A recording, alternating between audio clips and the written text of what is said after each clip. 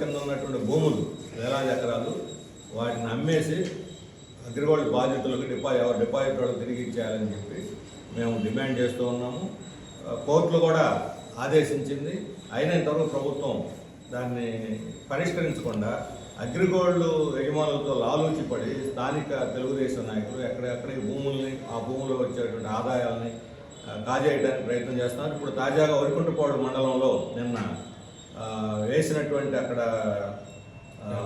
జామాయిల తోటలో వేస్తే కొంతమంది మాఫియాలు తెలుగుదేశం బ్యానర్లో పేరు పెట్టుకున్నటువంటి వాళ్ళు వచ్చి అన్ని నరుకుపోతుంటే బాధితులు సిపిఐ రాష్ట్ర నాయకుడు ముప్పాళ్ళ నాగేశ్వరరావు వాళ్ళ సారథ్యంలో వెళ్ళి అడ్డుకోవడానికి ప్రయత్నిస్తే వాళ్ళు పాపం చూడటానికి వెళ్ళారు. చూసి తిరిగి వస్తున్నవాడి మీద ఈ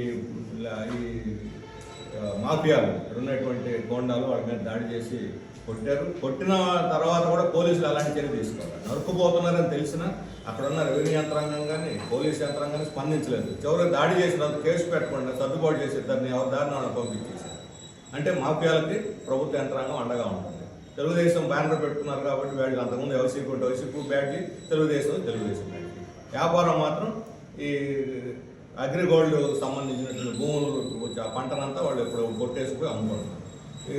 లేకపోతే యాక్చువల్ బాధ్యత మాత్రం గాలి చేస్తారు. అంటే ఈ భూములు వెంటనే ప్రభుత్వం స్వాధీనం చేసుకొని ఆ భూముల ఫలసాయాన్ని అగ్రిగోల్డ్ బాధితులకు పంచాలి.